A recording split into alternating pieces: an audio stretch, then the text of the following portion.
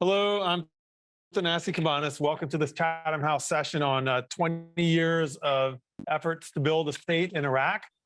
This event was conceived as we and Renad were putting together a series of recollections from participants in the invasion and aftermath of Iraq over the last 20 years. And we've been asking a lot of questions that are historical as well as urgently contemporary about the origins of Iraq's many crises, its institutions, its security, rights, and all the field of things we're going to talk about today. And we're incredibly fortunate to have with us people who have played or are playing central roles in the administration of Iraq, in diplomacy with Iraq, or in Renad's case, studying and trying to understand Iraq. I'm going to make my introduction to the panelists very, very brief and then say more about them as I turn to them for their first questions. But we have with us the recent past president of Iraq, Dr. Barham Saleh.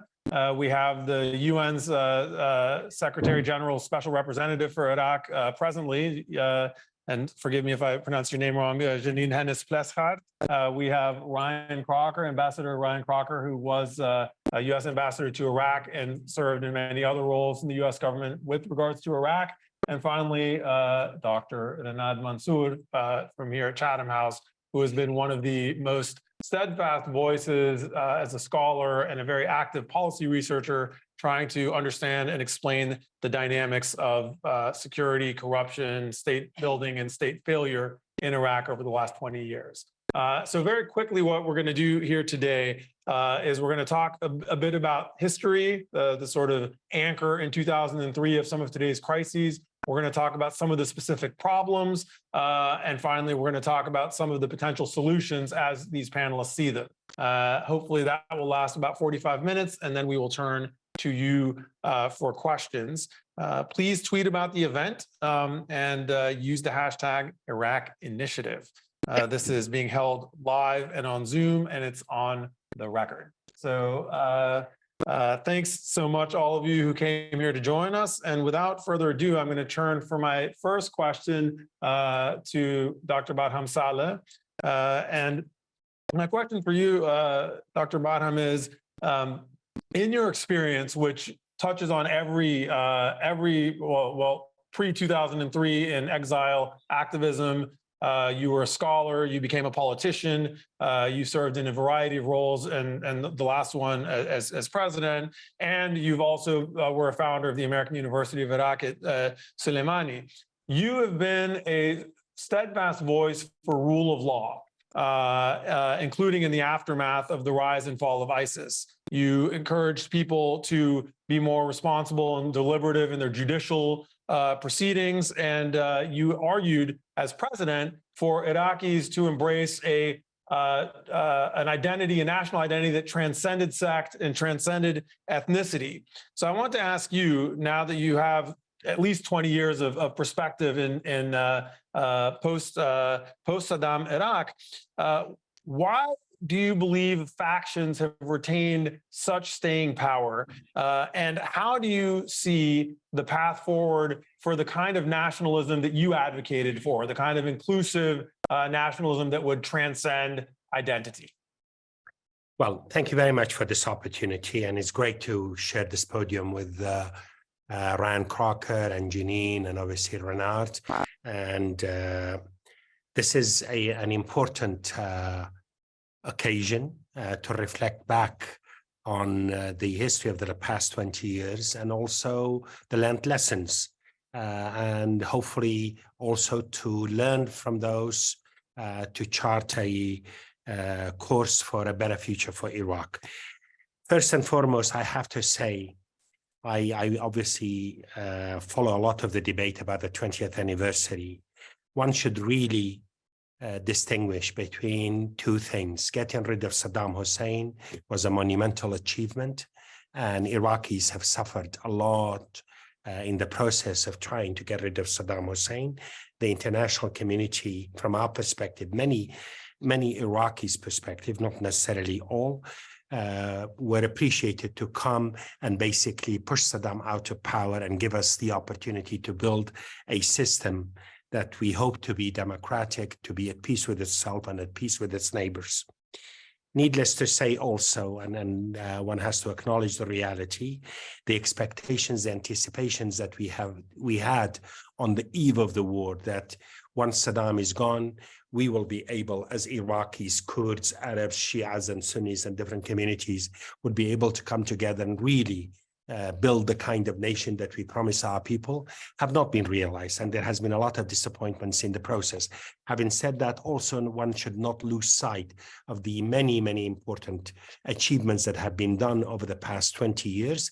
One should not also lose sight of the reality we had to deal with in terms of the legacy of the dictatorship that and the impact that it had on people's lives and the way that people reacted, but also the regional realities and the terrorism that swept our country over the years and that made it very, very difficult. I'm not saying these things by way of justifying the setbacks. In many, many ways, we as Iraqis, we as Iraqi leaders at different opportunities dropped the ball and missed the opportunity of delivering for our people on these very important missions and ideas that Iraqis yearned for. I still say 20 years on, Iraq is on a different path, definitely, and it has setbacks, definitely, no doubt about it, corruption, inefficient governance, sectarian and ethnic politics still are real challenges for this country to deal with. But nevertheless, one has to also look at some very, very promising and important aspects, that there is a desire among many Iraqis, transcending sect and ethnicity, to really chart the course for a state that is reasonably strong, that is based on the rule of law, because at the end of the day, either Iraq is a strong state, not in the form of Saddam Hussein's strength of brutality and killing and so on, strength in the rule of law. That is something that I would say people in Basra, people in Sulaymaniyah, people in Erbil, people in Anbar and Mosul are coming together saying this is our salvation. This is not to say that you could overcome and ignore the ethnic and regional and even sectarian realities of Iraq. There are history to this place. There is realities to this place. There is a Kurdish reality that cannot be ignored. There is an Arab reality that cannot be ignored. There is a history of sectarian reality that you cannot ignore. Best is for Iraq with a strong state that can retain its unity, but at the same time accept the diversity of its identities, through which we could harness the economic resources of this country to make sure that Iraq could really be a better place than what it is today. Thank you very much, Dr. Badham. Special Representative, I want to ask you, as the top diplomat to Iraq and the representative of the international community, you have a lot of hats you wear, a lot of roles, and you have been a rare, candid voice in being open about the nature of Iraq's many crises. Your briefings to the Security Council have been actually gripping in a medium that is not often interesting to follow.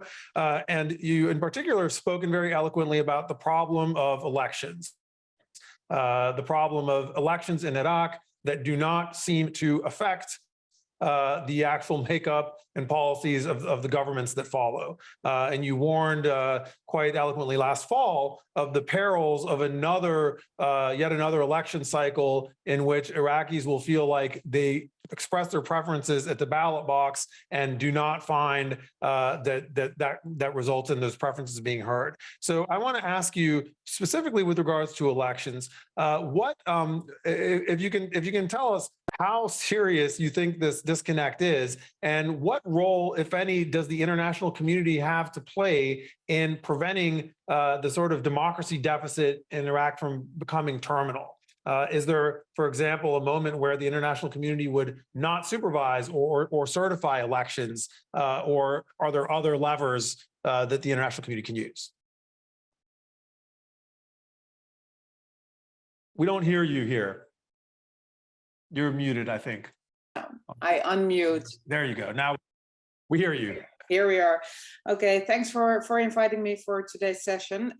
Look, I mean, let me start by saying that Iraq is a young democracy, and I emphasize that often. So for democracy to take truly root, it takes time, you know, a lot of time. And the harsh reality is as well that democracy is always a work in progress, and it can be very messy, as is the case in Iraq. Now, the UN is not in the business of certifying or rubber stamping the election. So let me zoom in on the 2021 elections, because in 2021, we went beyond what we normally do, you know, very limited technical electoral assistance. So what did we do in 2021? Upon the request of the Iraqi government, they tried to address the lack of public trust. Upon request of the Iraqi government, a letter was sent to the Security Council asking for a expanded mandate for UNAMI to step up, you know, our technical assistance, our support to public awareness and communication, monitoring of voting on election day, as well as logistical and other support to third-party international observers invited by the Iraqi government. So, but that said, I need to be crystal clear. We did quite a lot in 2021. We stepped up our assistance and support, as I said, but also the 2021 elections, as is the case for previous elections, were fully Iraqi-owned and Iraqi-led.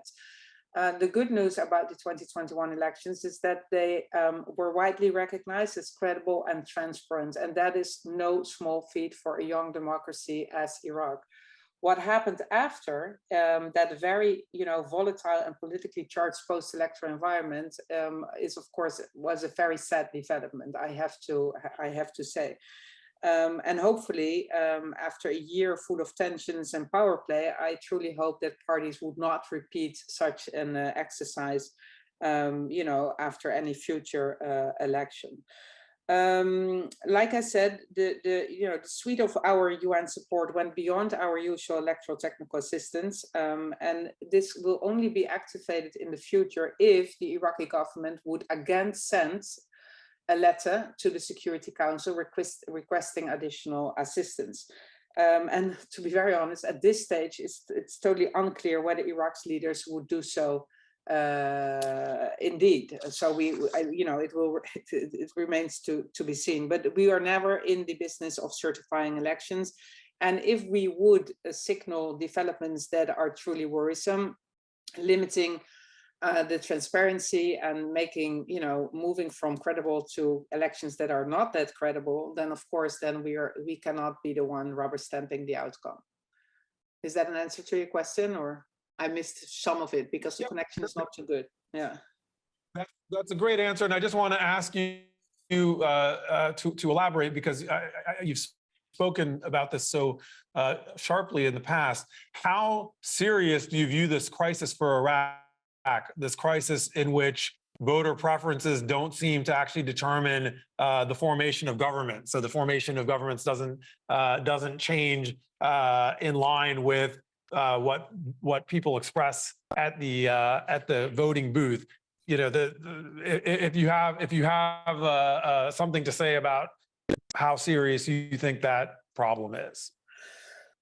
You know, yeah, but as is the case in any country, the outcome is, of course, leading for any government formation. And in this case, parties that goes both for, you know, I mean, I'm zooming in on the Shia House. I mean, Muqtada al-Sadr, the Sadrists, and the other parties, they were not able to come to an agreement. And this happens in other countries as well. I'm not saying this is perfect at all, but what I'm saying is that it's not, you know, it's not typical for Iraq or something. It happens in any country.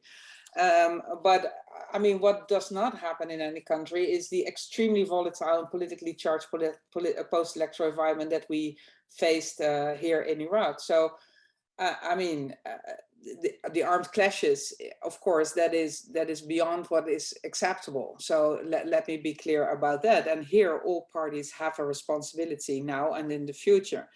What of course is happening right now is that just last night, I believe, the Iraqi parliament is voting on electoral legislation. And that is, of course, again, a development that we have to follow, because some Iraqi voices are opposing these amendments, arguing that they present challenges to new parties or independence. And that, of course, could again impact the already low public trust. So my call more in general for the Iraqi politicians is that it would be good if they think about the potential impact of a certain amendment, law or regulation. You know, could it be controversial? Could it be divisive? Could it further lower public trust? Could it antagonize people or communities? All relevant questions that any politician should ask him or herself if going to the vote. So what I'm saying is, what is happening right now is of course worth following, because whatever it is, you know, possible changes to existing legislation, you know, whether it's electoral legislation or anything else, the entering into force of a ban, whether it's, you know, the alcohol ban, for example, or potential limitations to rights and freedoms, it's the freedom of expression. What I'm saying is that ignoring the wider impact is risky business, and here there is a role for the international community, I would say, including the UN, because at a certain point, if you would add up all these issues, the sum of such issues will be greater than the whole of its parts, and thereby again, you know, estranging too many people. This is what I said recently at the Suleimania Forum, and this is what I happily repeat today. This is my concern right now. So, you know, elections in itself will not lead to change. It is a, how do you say this in English? Elections alone will not bring the prosperity and stability to Iraq, because they are a means to an end. So there is way more to be done in order to boost public trust and to work on tangible results for all Iraqis. Thank you very much. That was really useful. So, you know, anniversaries are artificial events, but they do invite us to take stock, and especially this one, which comes exactly 20 years to, you know, 20 years to the day of the sort of midpoint of the U.S. invasion, and what I would say the sort of cascade of errors, mistakes, careless actions, and a dose of war crimes thrown in there that set the stage for a lot of the crises we're talking about today. And a lot of reflections that I hear from both Iraqis and Americans in particular around this time revolve around these questions that I think, you know, we dismiss as simplistic, but which are the questions on people's minds, right? Which is, you know, in what ways is Iraq better off and worse off than it was under Saddam? In what ways is it a democratic country, a democratic polity, or more so than it was? And the one that we kept coming back to in our project, which is how are people actually living in Iraq and experiencing the reality, the instability, the insecurity, all these things we talk about at a high level? How are people actually living and experiencing these crises? And is there a state to be made out of the institutions and government, you know, pieces of government that exist around Iraq 20 years after the fall of Saddam's government? So with that framing in mind, Ambassador Crocker, I turn to you. You've had a history in Iraq at many stages. You were one of the few people inside the State Department who, before the invasion, warned on the record of some of the possible consequences. You then managed those consequences as ambassador during the surge from 2007 to 2009. And I know you to be someone who is a critical and reflective thinker about your role in the American government's role. So I want to ask you first to reflect for us on the impact of U.S. policy specifically on state building, on efforts to actually create functional Iraqi institutions that are greater than or transcend the individual personalities of their leaders. And specifically, if you can address two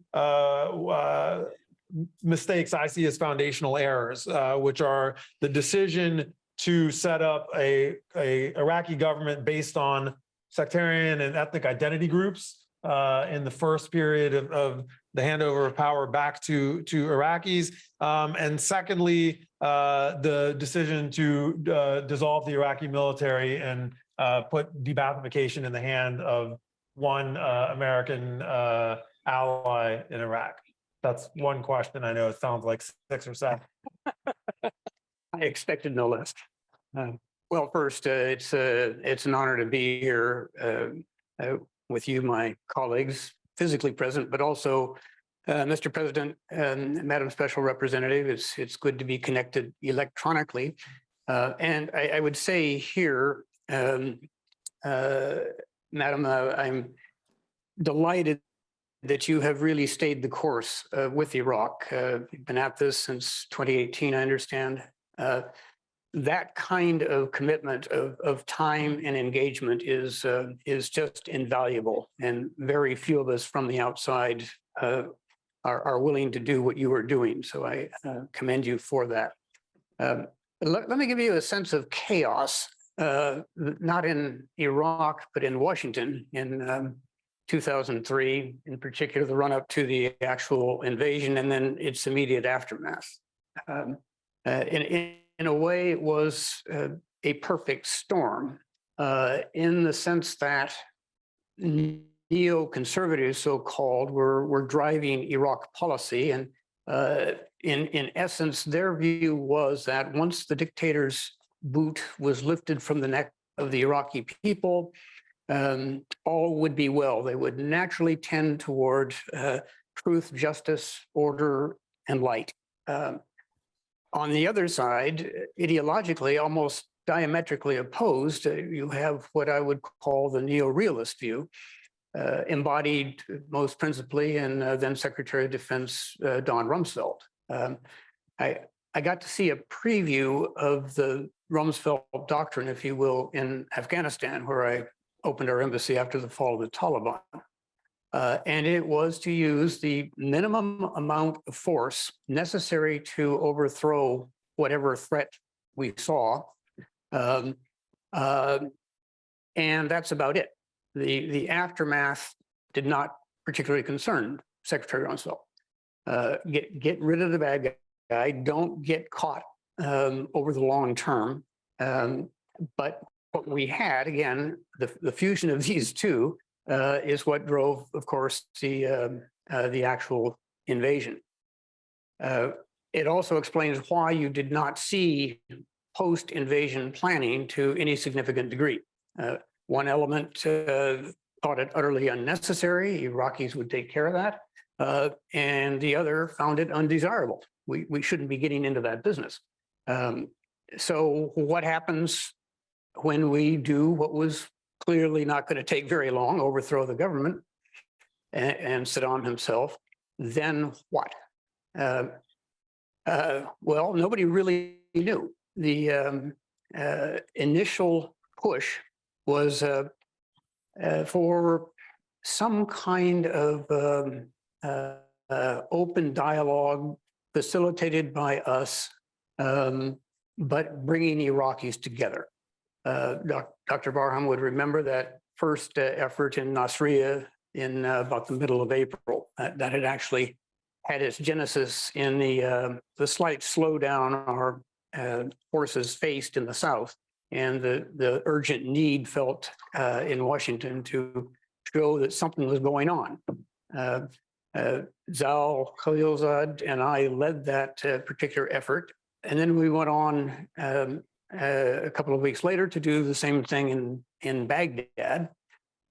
We returned to Washington at the very beginning of May to brief the National Security Council, headed then by Condoleezza Rice, and we described a process we thought might conceivably work, where a series of town meetings, if you will, all over the country could then pave the way for a process by which individuals were chosen for a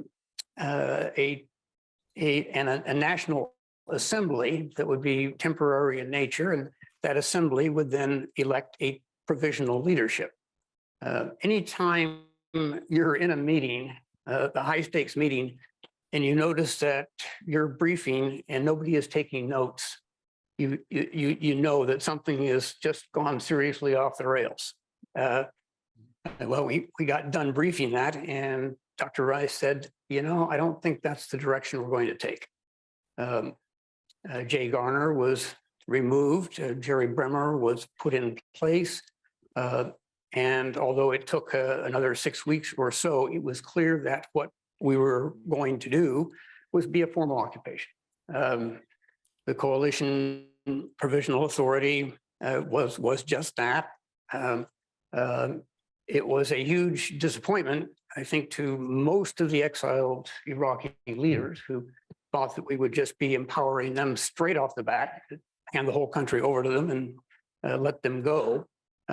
They did not take the news well when Jerry Bremer broke it to them. So I give you this background because sometimes that gets sort of lost in the focus on more exotic events, but it illustrates, I think, that there really was no American plan.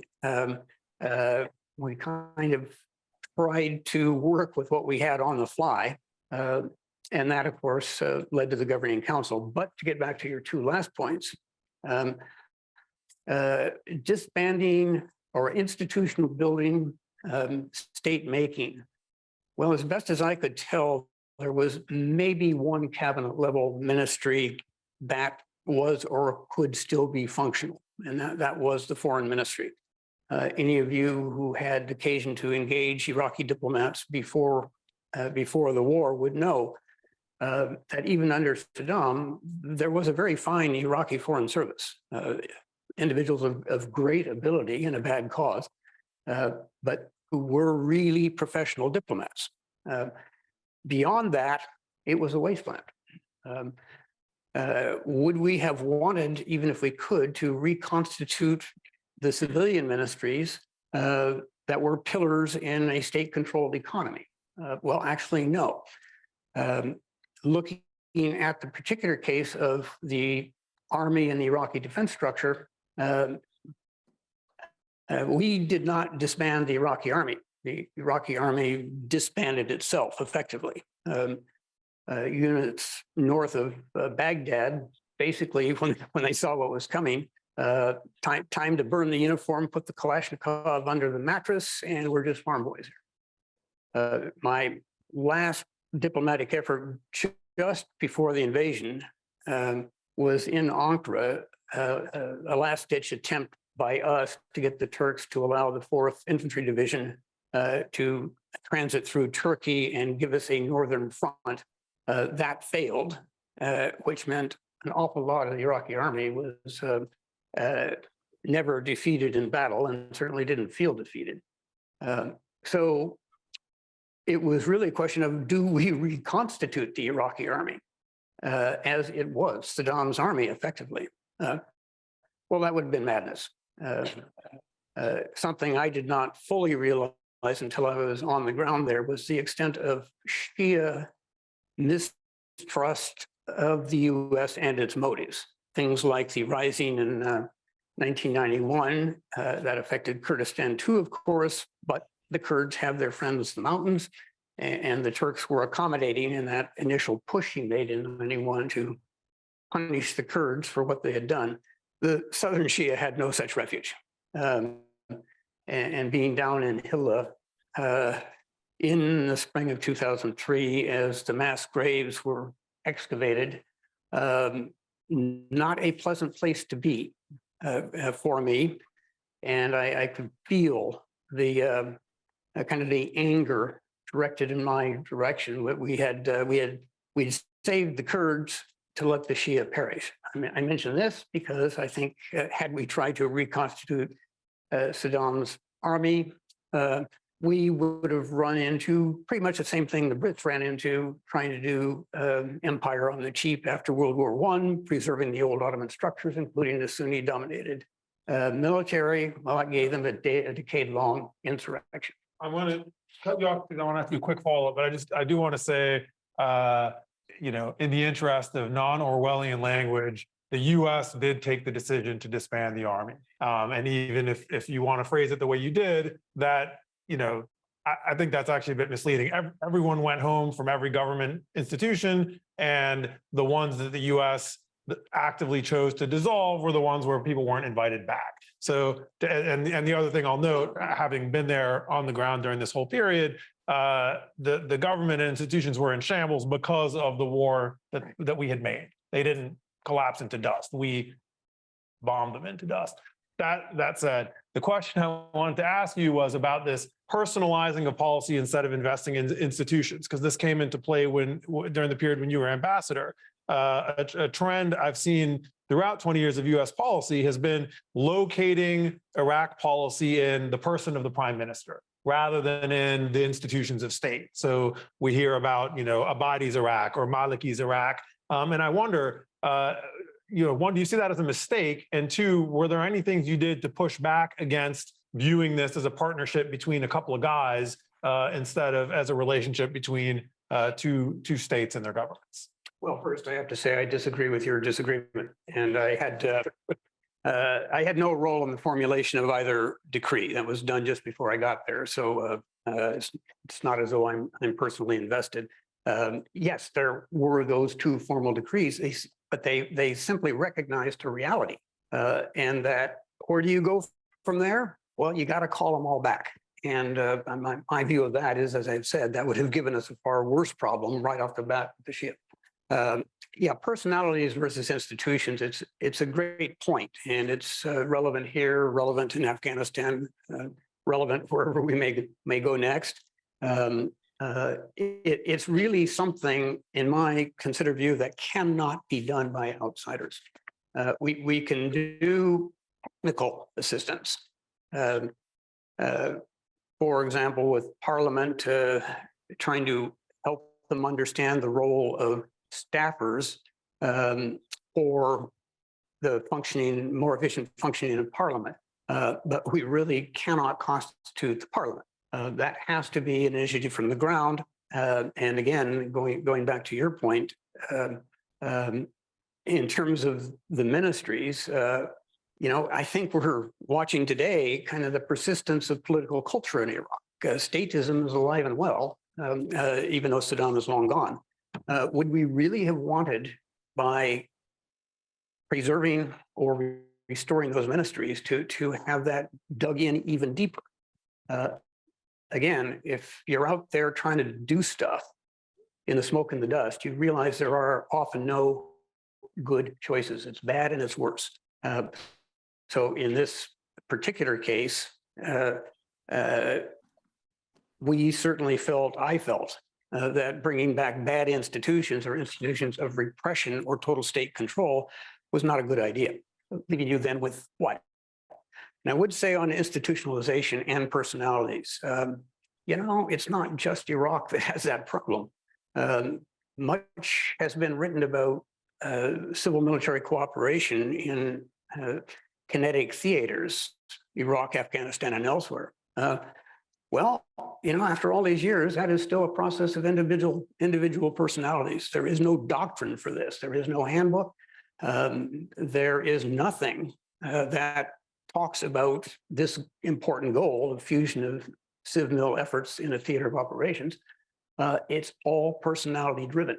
So it's not just a problem in Iraq, it's a problem in Washington too. And this leads to the question I want to ask you about, Renaud, which is corruption, which has been a constant, but has really, I think, gone into a new level since 2003. And so I would ask you, first of all, was it impossible for things to have turned out better given what happened in 2003 and the way the Americans managed that early period? And then secondly, I've heard a lot of voices saying during this anniversary period, you know, it's time to stop pointing fingers at the Americans and it's time to let Iraqis be responsible for what's happening in Iraq. Can you tell us why you think the answer to that question involves really addressing these debates that stem back to 2003? That's a loaded question. I think you want me to go one way with the answer there. No, thank you very much. It's been fascinating to listen to the Ambassador, President, and Madam Special Representative. I think, and I said this the other day, every Iraqi politician I meet across the country says that mainly he, sometimes she, are against corruption. Everyone's against corruption. And you can have a conversation about corruption and they'll give you detail. As a researcher, it's very good to understand at least what's going on. But somehow it's still one of the most corrupt countries in the world, right? So there's clearly something rotten at the core in the way the state was made up. And I think this goes back to that initial decision. It was about regime change, but the decisions made by the CPA were to disband the military. Keep in mind that the military wasn't all Sunnis. There were Shia officers as well who were disbanded. Some of them went to join the Mahdi army, and some of them went to join Sunni insurgencies. So the disbanding of the military put a lot of men with guns out on the streets to fight for whatever cause. It wasn't seen. Perhaps the top leadership were Sunni, but the mistake was removing all of the officers who were there for jobs. And linked to that de-Baathification, removing over 40,000 civil servants, those who know how to turn the lights on in every ministry, because they were a member of the Ba'ath Party. The reality was you had to be a member of the Ba'ath Party to be a senior civil servant or a teacher or a doctor. All these people were made jobless because of decisions made by the Americans, the coalition, with Iraqi exiles who are coming back. And therefore, I think responsibility should be held across these elites, and especially to the Iraqis who 20 years on continue to suffer from those initial decisions to gut the state, not to remove a regime, but to gut the state. Now, since then, corruption hasn't turned into something that is illegal or on the fringes or periphery. Corruption has become the system, and there's a logic to that. These parties, many of them returning to Iraq after a long time away, to Baghdad at least, or looking for power, need to be somehow connected to the oil wealth. Why is it that every year, every budget, there is these massive decisions being made? Why is it that these bureaucrats, no offense to bureaucrats, but why are civil servants so important in Iraq? Because they represent access to budgets in all ministries, right? And so in the first decade, you had hundreds and hundreds of billions of dollars meant to go to people being diverted to the interest of the political elite. And across, not just in the finance ministry or oil ministry, but also in the health ministries, also in electricity. So corruption in this way becomes the political system. It's how you play politics. And therefore it's very difficult to answer your question, which is, or to have a conversation about how to fight corruption when what you're really talking about is to fighting the rules of the game as they're being played by the political elite, who legitimize corruption for their pursuit of power and profit.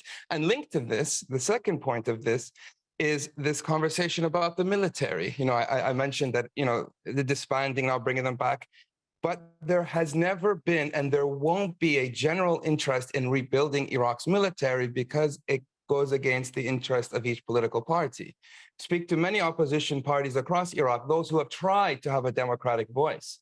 And one thing they tell you is if you don't have direct access to your own paramilitary group, to your own armed group, you're not going to survive, right? So both removing the civil servants and removing the Iraqi army and not rebuilding it in the way that would strengthen the state were designed in a way to empower the elite, but the consequences are those people today who are still suffering. Thanks, Renad. Dr. Barham, I want to ask you a question which also has come in from one of our viewers, and it's about the relations between the Kurdistan regional government and Baghdad. So how do you see the path to some kind of enduring, stable arrangement between the autonomous Kurdish region and Baghdad, and especially in light of these new changes with the oil law, which seems like it's finally the existing arrangement of selling oil is not going to be sustainable, so something else is going to have to take its place. And I think we still haven't seen a final accommodation post the referendum. So how do you see the Kurdistan region coexisting stably with Baghdad in an arrangement that doesn't have to be constantly in flux and renegotiated from year to year? I'll respond to this question, but before I want to basically reflect on the following, this very issue of the dissolution of the Iraqi military. I have to concur that the Iraqi military was already dissolved.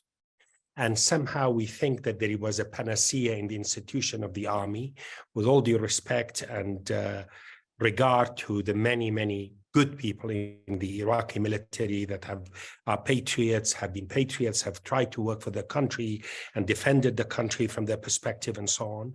But Saddam Hussein, and not just Saddam, to be fair, since 1958, Iraqi military as an institution has become party to the political conflicts of Iraq. And this has culminated under the rule of Saddam Hussein, the Iraq-Iran war, and beyond, the sanctions, the repression of the uprisings, you name it, into an institution which was very different from a national institution. With the war, I think basically it was a fait accompli. One can argue and discuss and assess the modalities by which that decree was implemented, and leaves a lot to be desired for. And I agree, many officers were basically ended on the streets without knowing what will happen to the pensions, what will happen to their lives and the security, etc., and so on. And in retrospect, obviously that caused a lot of instability. And also really need to understand, on the eve of the war, the Iraqi state was already broken. I mean, this is not that the war has come in and broke the Iraqi state.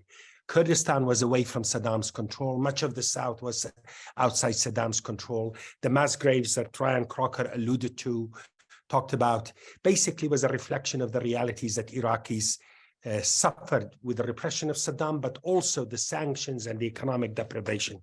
Without going further into these details, I also want to say 20 years on, and here I'm not going to talk about, this mixed bag of good things and bad things that have happened and why and so on, but definitely 20 years on, and I have been saying this even when I was president, on the record, in public statements to the country, to parliament, that the political system that we instituted in 2003 and we gave form in the Iraqi constitution is essentially no longer viable for this country because of corruption, because of the challenges of governance.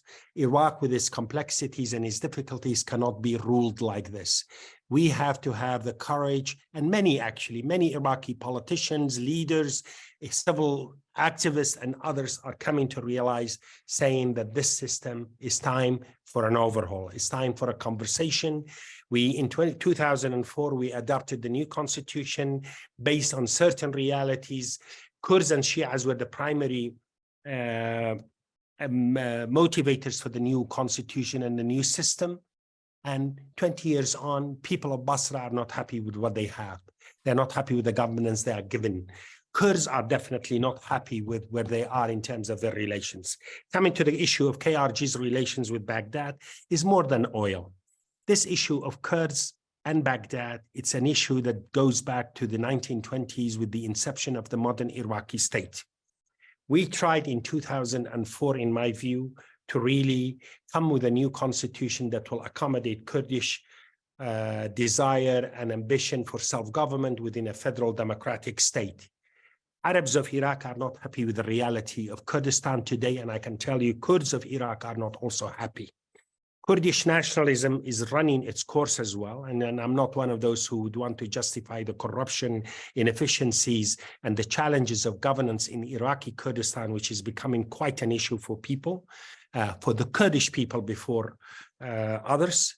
No longer can justify the kind of chronic crisis that exists between KRG and Baghdad. It's not good for Iraq, it's not good for Kurdistan, it's not good for the people of any region of Iraq. I hope that before long, we will be sitting in Baghdad, a roundtable conversation, part of a national dialogue will really address these issues of resources, power. Kurds will have to make a decision whether they are genuinely part of the government and governing structures of Iraq in an effective way, genuine way, and really be active partners there, but also for Arab elites in Iraq to accept the Kurds as full partners. If we are not able to manage that relationship, then we really need to rethink some of the dynamics that have governed our relationship, which has been essentially a refuge for corruption, a refuge for instability, and Iraqis deserve better, including Kurds and including the people of the South and including the people of Mosul. This perennial crisis that has been afflicting the relationship between Kurds and Baghdad needs to be resolved in a fundamental way. And I think now is the time, because there are many calls from different angles for a review of the Iraqi constitution.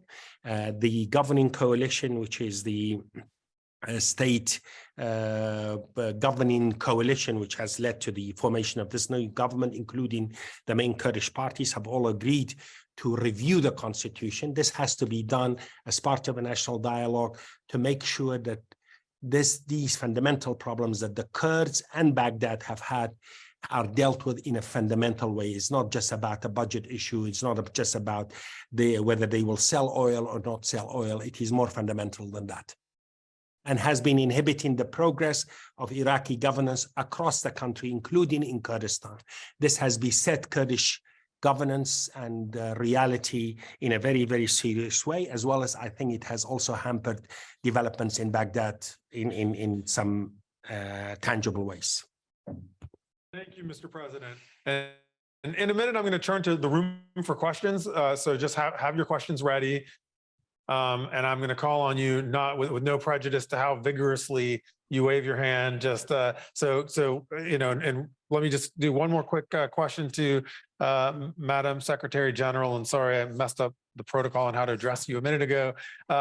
Madam Special Representative, what is your what I wanted to ask you about was about the sort of twin internal insecurity and regional insecurity that makes it so hard for Iraqis to have security. And when I ask you this question, I have in mind some of the internal problems, like the continuing lack of any kind of accountability for the people who killed the unarmed protesters, or the ongoing attacks against women in public life in Iraq, which has reached once again a sort of endemic level. And I think it's related, the regional instability whereby intervening powers, most recently Iran and Turkey, are bombing targets inside Iraq without regards to Iraq's sovereignty.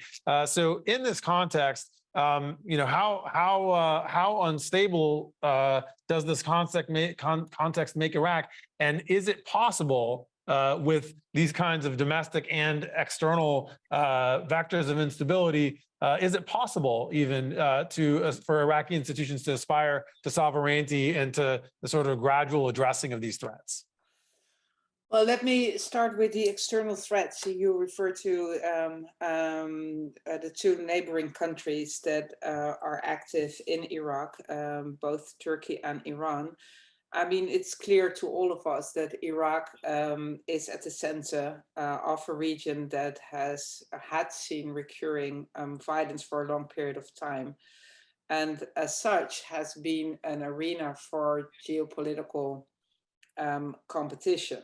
But we also know by now that its strategic position, in a more positive description of things, that it brings opportunities for Iraq to assert itself as a facilitator and diffuse this competition. So, I mean, it's for good reasons that the previous prime minister, but also the current prime minister, Mohammed Shia Sudani, is trying to position Iraq as an arena for dialogue instead of, different power competitions. That said, of course, Iraq need its neighbors to respect the principles of sovereignty, territorial integrity, good neighborliness.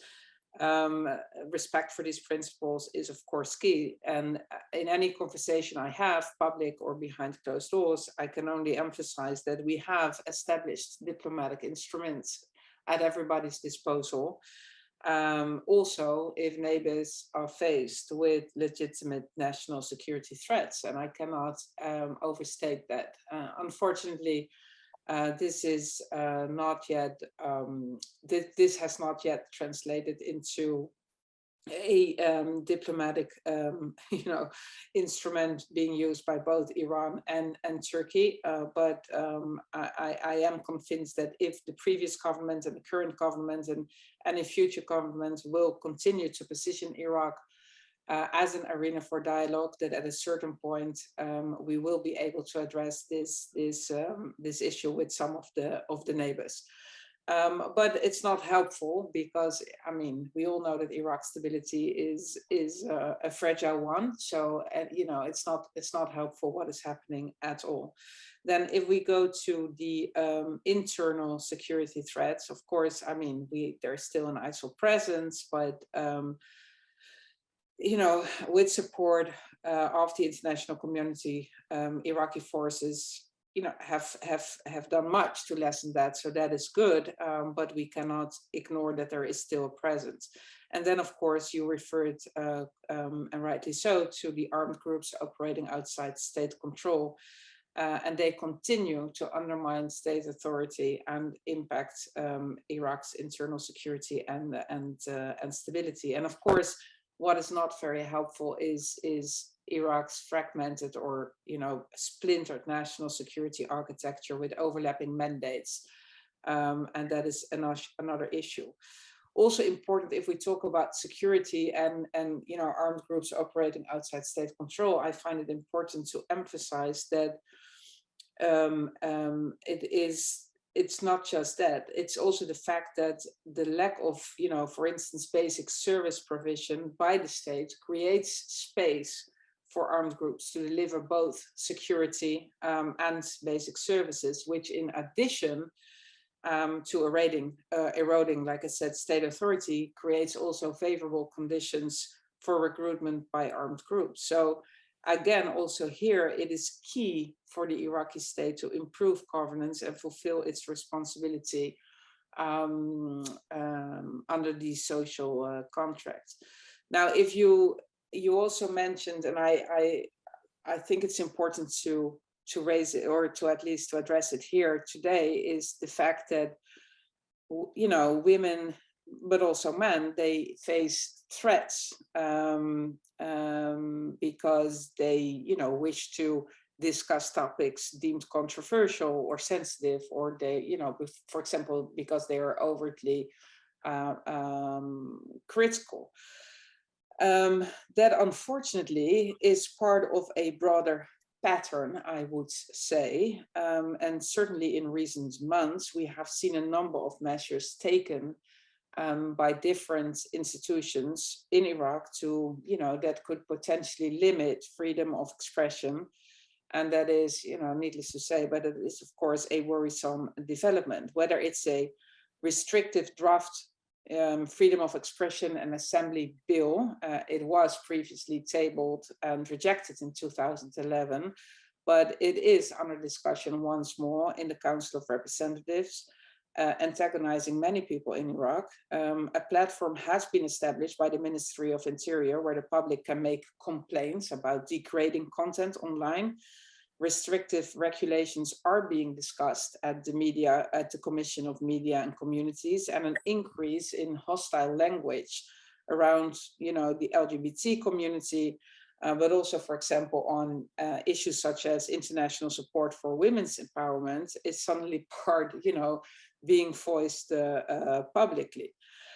So such steps or such developments, when taken together as a whole, they are concerning and I'm not saying it is the case, but that's why I said in my earlier on in this session, that we need to monitor it closely, is that it may indicate a shift towards institutionalized restrictions on expression and civic space, and that is something that is of concern to me. Now, if it comes to for accountability, as was the case with the previous government, also right now, the government's response to violations and crimes perpetrated against protesters, critics, outspoken activists, it remains limited. So some progress has been made in providing redress for deaths and injuries to demonstrators, particularly on issues such as compensation for victims and their families. But I think that we have to acknowledge that the Iraqi government is operating in a very complex environment, and that I call them the so-called unidentified armed elements are part and parcel of this very complex environment. That said, much more will need to be done to make that accountability a reality. And again, so here lots of work ahead of us. Thank you very much. So I'm going to take a batch of 4 questions from the audience, and then we'll answer them in a row. I'm going to start with you, Madame. Someone's going to bring you a microphone, and you, and then you, and then you. Thank you. If you can just say your name and keep the question as direct as possible, please. Sure. It's Dr. Jayhan Baban, the president of the Iraqi Environment and Health Society UK. To Madam, one of the main challenges facing Iraq is the escalating environmental degradation due to climate change, water shortages, and ineffective management of natural resources. How much priority your office gives Iraq, and what measures of international and UN support is available for Iraq? I have another question very quickly to Dr. Burham. 2 years ago, you announced an environmental program called Mesopotamia Initiative. How much progress was made to implement some element of that initiative has been implemented? And what's the support given to environmental NGO like our society to support the initiative? Has the Sudani government adopted the program? Thank you. Thank you, Dr. Jayhan. So I'm going to take the 3 more questions very quickly, and then we'll do a round among the 4 speakers to answer them all. So this gentleman is next, and then the man in the 3-piece suit, and then the goatee. My name is William Patey. I suppose one of the culprits in the litany of former British ambassador to Iraq. Greetings to Bahram and to Ryan. We're culprits in arms in various theatres. But I accept some responsibility for the litany of why we're here, why we are where we are. And Bahram will remember the discussions over the Constitution and how difficult it was at the time. Indeed, how difficult it was to get something as simple as the De-Ba'athification Commission ruled out of the Constitution. This is in 2005. Why do you need a De-Ba'athification Commission in 2005? But certain Iraqis were very insistent on it. I absolutely agree with Bahram. He's an Iraqi nationalist to the first order, has always been one. There aren't that many of them. That's the problem. So what needs to happen in Iraq for the fundamental revision of the Constitution, which I agree needs to happen? The Constitution is not fit for purpose in modern day Iraq, but I don't see the current system leading to any significant change. What would have to happen to change for that to come about? Thank you. Dr. Nabil Al-Haidawi, President of ICT and a writer of 31 books. My question to Ambassador Ryan Crocker. I think you changed the regime, even has no related with 11/9 and no chemical weapons. you are good in changing a regime and you have a responsibility to rebuild the country. Unfortunately, you give those who related with Iran, like Badr, who fighted with Iran against Iraqi and killed Iraqi, and party Dawah, Majlis al-A'la, and the others who fight with Iran, Iraq. So this is your responsibility. Thanks a lot. Thank you very much. And last question in this batch to you. My name is Yasser Hassan. A question to Mr. Ranad. Is there a system in place or next steps to change the current institution as opposed to having it based on Kurdish, Shia, Sunni? Will there be next steps into a more competent based constitution for the people in place? Thank you. So let's go in reverse order just to mix it up since you two haven't spoken in a while. We'll go Renat, Ambassador Crocker, Madame, and then Mr. President, and try and keep it to like 2 minutes each if you can address whichever the question was for you. Sure, I'll be brief. The system, that it's been 20 years and it's become quite resilient. Not only has it become resilient to stopping insurgencies much better than before, but it's also resilient in stopping its people from calling for genuine change. I think, the October 2019 Tishreen movement was a reaction to decades of structural violence that killed Iraqis across the country. And they were silenced. These are Iraqis who don't feel like going to the ballot boxes changes anything, who don't feel like the issue is not even about the Constitution. It's like that no one is following the Constitution in the first place. So is it actually a legal problem that we have that if we can add another commission, and you already have the Integrity Committee and the Human Rights Commission, add another commission, maybe there will be democracy? No. And yes, they were young, Tishreenis, and they went to the streets, but they figured it out. They figured out that the problem isn't bringing Sunni, Shia, Kurd together. The problem isn't about a single leader or a single party, but it's the system which each year becomes more and more powerful, although it seems fragmented. And it proved itself. It was initial shock, but it's proven itself remarkably resilient. And today it's much more dangerous to be an activist in Iraq. They're not even able to get to the streets, to the squares anymore. Yeah, I would just add to that, because I think this is important. Regimes may die violent deaths and have everything swept away that was an institution, but political culture is a much hardier beast. And I do see disturbing trends in Iraq today to the way Iraq was ruled sort of from 58 until 2003, of pretty harsh, unforgiving authoritarianism, both in issues of economic policy as well as basic human rights. William, it's wonderful to see you here. Whenever I found myself backed into a corner over the failings of US policies in Pakistan or Iraq, my last ditch was to blame it all on the Brits. With respect to the composition of the governing council, that was my mandate. What we were trying to do was find individuals of ability and commitment, but also that would be broadly acceptable. In terms of Shia representation on that council, yes, we had Abdulaziz Hakim. We also had the head of the Iraqi Communist Party.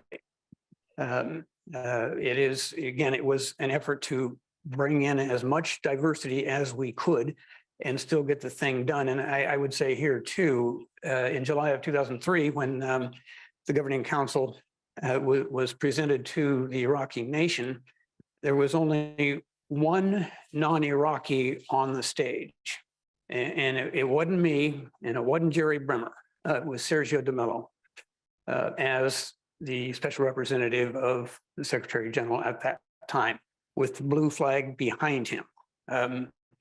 he was prepared to basically wrap that around the governing council as a signal of international legitimacy. Sadly, he was dead less than a month later. But I've always kept that in my mind, that assassinations can really be effective in changing history. And second, the role of the UN. And again, Madam Special Representative, very, very glad that you were in this position and have held on to it for the length you already have. And it's your turn, Madam Special Representative. Just one before I go to climate change. It's a very important issue, but look, many of us already stated it, that corruption is a root cause of Iraqi dysfunctionality, and hence my calls in any Security Council briefing and elsewhere for systemic change, and that systemic change is all about political will. It's not about changing the constitution, as Renat said.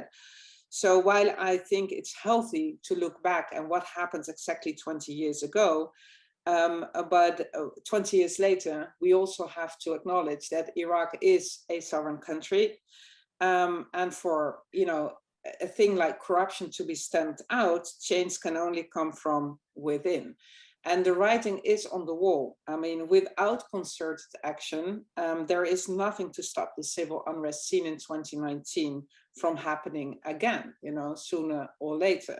So again, my call here is, after 20 years, Iraq's leaders must face and feel the heat, and thus step up. Also important to note that Iraq's corruption goes beyond a number of individuals and, a series of events. It's the system, as Renat clearly pointed out, and I fully agree with that.